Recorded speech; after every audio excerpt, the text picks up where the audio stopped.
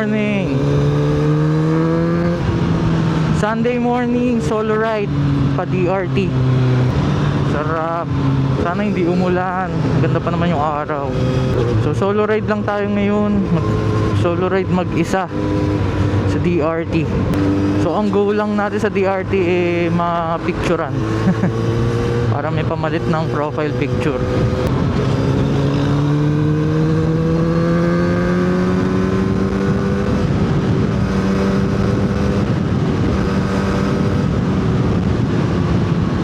So ang goal ko talaga ngayon, Christmas break makapag-rides, saka makapag DRT.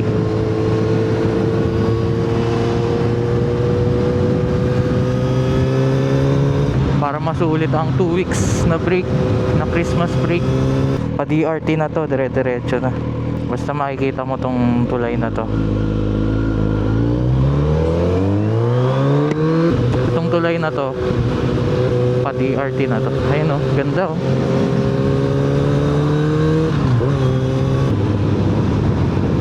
So first time natin dadalhin tong Z9 sa DRT. Sana di tayo mag Superman dun, no? Sana hindi tayo masend sa portal. Pero chill ride lang naman, hindi naman tayo bumabanking.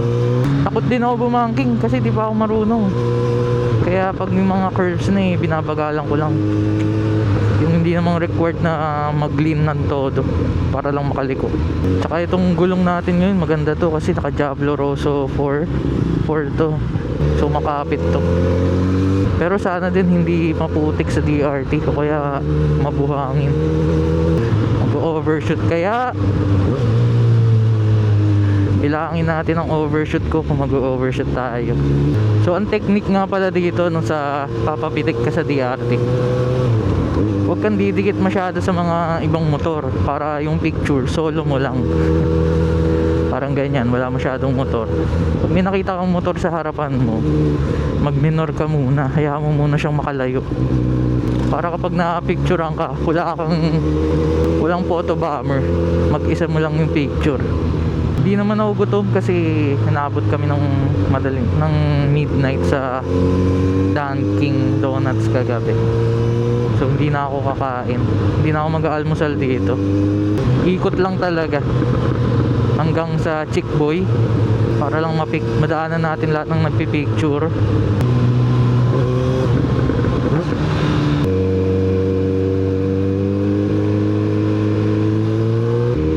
Wala ako nakitang namimitik sa arko.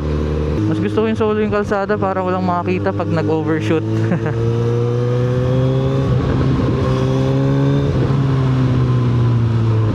Nakakailang punta naman na ako dito sa DRT pero hindi ko talaga makabisado yung mga kurbada. Sabi nga, ride at your own pace. So ang pace ko lang sa kurbada mabagal lang talaga. Kahit inline 4, mayroon pa rin namang vibration pero minimal lang. Mga IRPM kasi nararamdaman ko pa rin parang namamanhid yung kamay ko. Dahil sa vibration yun Yan na, ang ganda. Bundok na.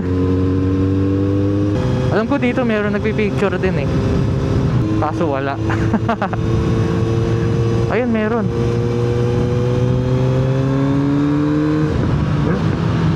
Nakaupo siya.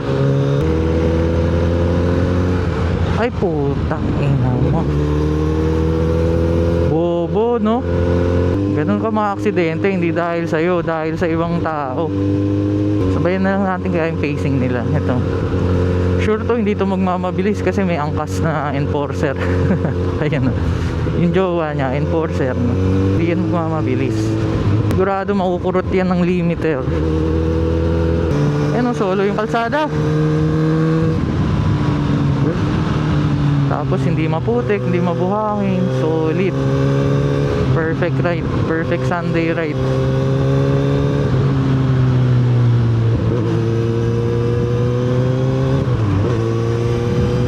Yun lang, may sasakyan. Doon tayo na dali.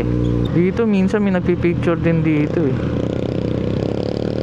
dyan sila nakapwesto. Meron pa naman yun mamaya, pabalik. Tatagusin lang natin lahat ng namimitik sa DRT. Sayang. Maganda pa naman ang lean dun sa part na yun. Sarap din pala pag solo ride, wala kang hinahabol, tamang enjoy lang talaga.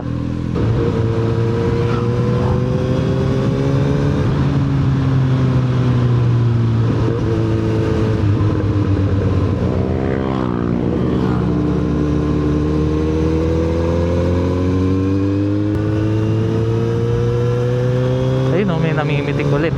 Pag may ganyan sinabing daan-daan, magdaan-daan ka, hindi yung babakbak ka pa lalo, no? Pag nag-overshoot ka dyan, tapos kasalubong mo truck, deads, sure ball.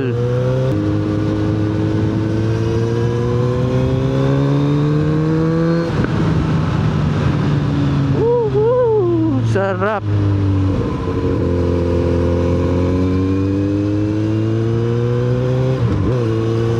Okay din pala yung medyo late ka aakyat patanghali.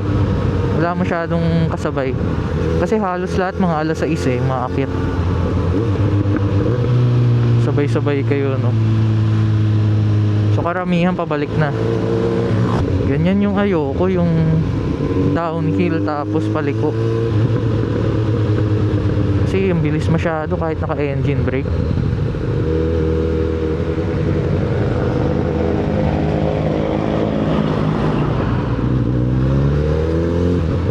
So yung iba doon na sila nag-almusal. Ako gusto ko tatagusin muna natin lahat ng namimitik para sulit. More choices sa profile pic. Ayun, laki. Pucha. Sumubok ka bumangking doon na overshoot. Ganun kalaki. Yung laki ng transformer. GG ka talaga.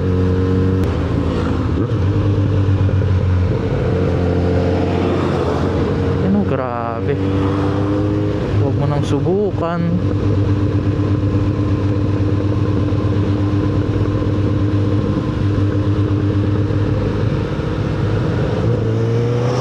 Tsaka huwag mong titigan, kasi pag natitigan mo doon ka mapupunta eh. Saan mo na lang gustong pumunta, tingin ka lang sa exit. Ayan o, kung saan ka pupunta, exit.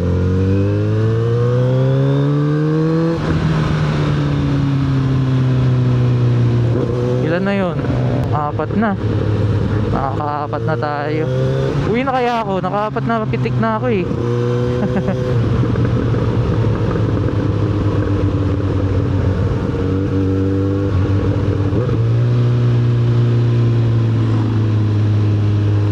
No, hindi naman ako bumabangking eh.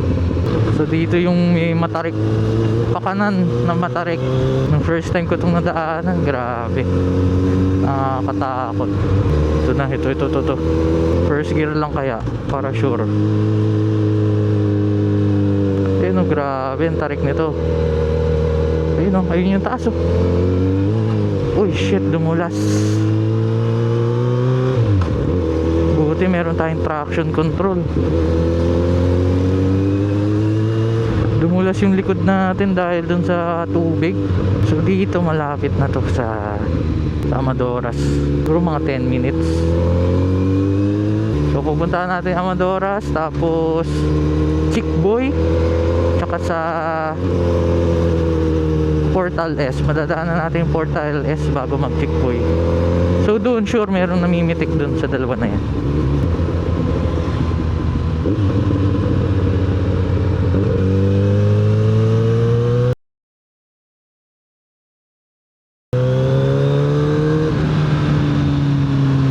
So yun, meron na naman, 5 na. Isipag ng mga yun, no, nakapwesto sila sa damuhan, tapos maaraw. Sana pogi ang mga picture natin. Matanglawin na ako sa mga namimitik ha. Dati hindi ko talaga napapansin yung mga yun eh. Kaya na, pag nakikita mo na yung ganyang matataas na bato, Amadoras na kasunod niyan. Yung iba bumabakbak pa rin, pero kainan kasi yun, alam mo maraming tao dun eh. Baka mamaya biglang may tatawid, kaya alalay ka na. Kaya niyan, tignan mo yung pagkakapark ko. Ano meron? Oh, may aksidente. Ayun oh. Kakasabi ko lang, huwag na kasi kayong babakbak pag dito banda. Alam nyo maraming tao dito eh. Wala.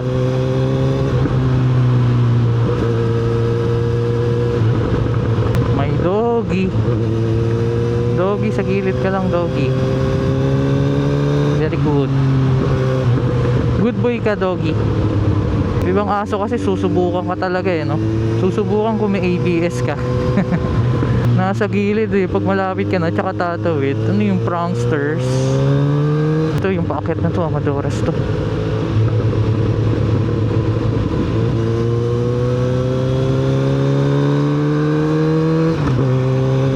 Ito yung sinasabi ko na bato na mataas.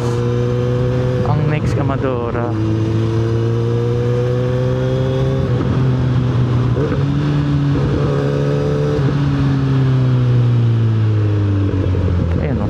Alalay na kayo dito kasi nga maraming nagmamanihobra. Yan, ito yung magandang view. Ayan o, yung bundok na yan o, laki. Doggy, dyan ka lang sa gilid, doggy. Good boy ka, doggy. Grabe, tarik. Ito ang aking mga weakness. Mga ganito katatarik.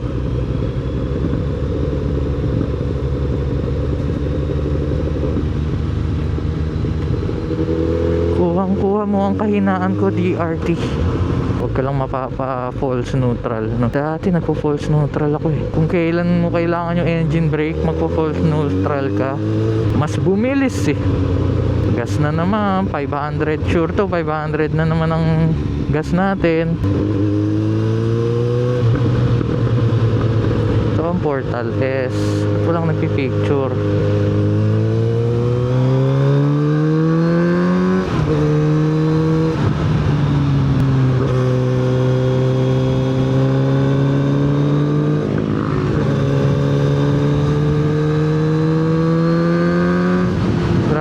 Ganda ng daan, asfalto, puro puno pa.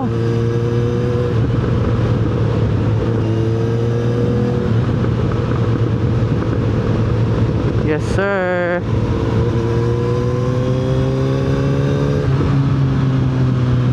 Sarap kung ganito kalsada sa buong mundo.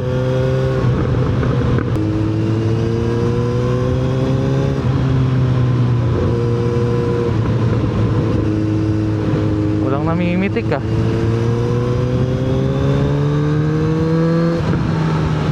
Hanap na lang tayo ng spot na pwede mag picture. Ito na lang. Pwede na to pag ganito, diba? So uwian na. Daanan na natin lahat. Kaso parang walang tao dun sa Chick Boy. Sayang.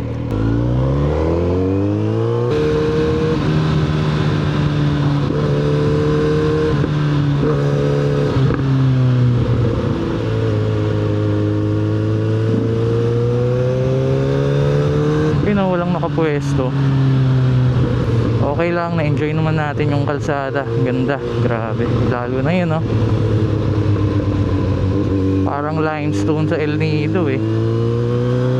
Ito rin sa Portal S, wala eh, sayang. Maganda. Dito yung maganda talaga pang profile pic kasi kitang kita yung kalsada sa background na napaliko ka. Ganda talaga ng tunog ng MT-09, no? Grabe, CP3. Isa sa mga pangarap ko yun, CP3 ng XXR 900. Kaso, out of budget, sobrang mahal. Ayun o, dito marami nag-overshoot. Ayun o, minsan dyan may nag-picture, kaso ngayon wala. Sayang naman. Dito pa naman yung gusto kong spot.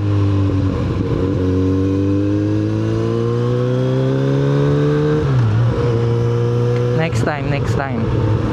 Siguro kasi patanghali na eh. Ayun o, 8:55 na. So, kadalasan nang namimitik talagang umaga talaga. So, ito ang ating paborito na Amadora.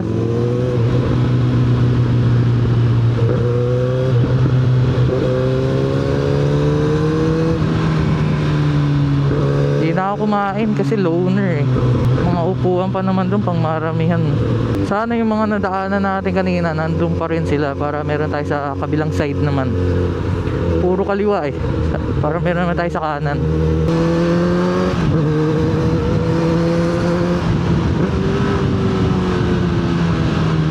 Aspalto na ulit. Ayoko yung simento matalbog eh. Ito aspalto, smooth.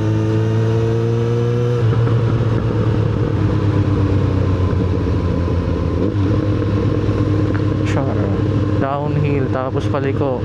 Oh my god, my weakness.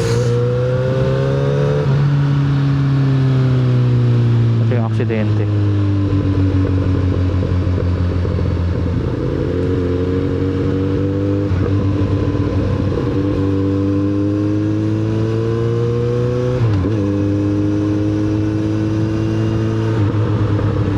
Nakakita ako aksidenteng ganun, no? Nakakatakot eh. Ang malala pag na-injury ka, no? Naputulan ka, paano ka na magra-ride? Naputulan ka ng kamay o kaya paa.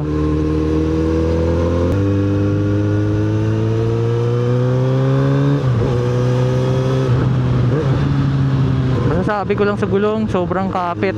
Doon lang tayo dumulas sa may paakyat kanina na may tubig. Pero ngayon, hindi ko pa nararamdamang dumulas kahit isang beses. Napakakapit talaga ng gulong. Solid.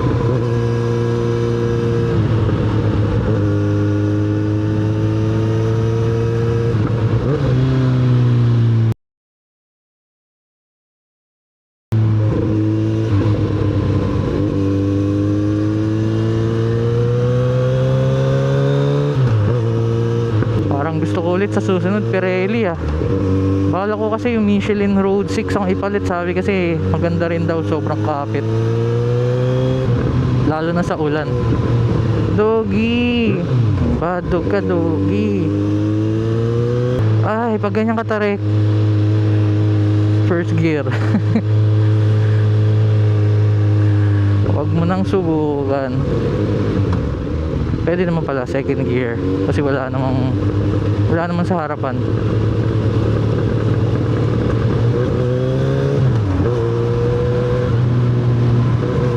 Mamaya ulit. Ay, wag na. Ito na yung nakakatakot. Ito, dito ako dumulas kanina. Wala kang iya. Yan oh. Paliko. Tapos basa. Thank you. Traction control. Kung hindi, wala na. Natumba na to. Okay, nakasurvive. Ito yung nakakita ko DRT. Yan ang pinaka ano ko eh. Tutumba ba ako dito? Hindi. Tutumba ba ako? Hindi. So okay na. Safety na ha. Nakakauwi na. So nakailang overshoot tayo? Wala. Kasi pumipreno ako. So yung pinagas ko kahapon, inubos ko lang. Kasi papagas naman ako ngayon ulit.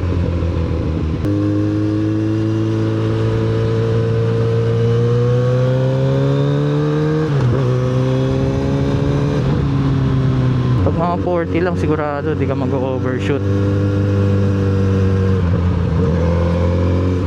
Huwag ka lang talaga maaalangan.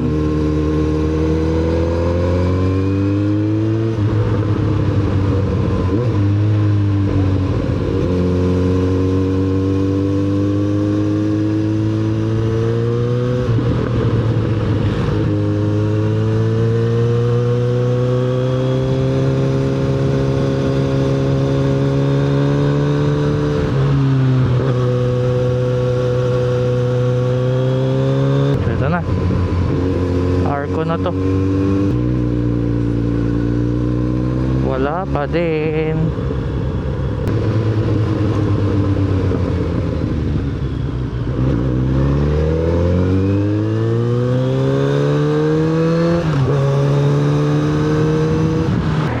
Ganun lang, bypass na.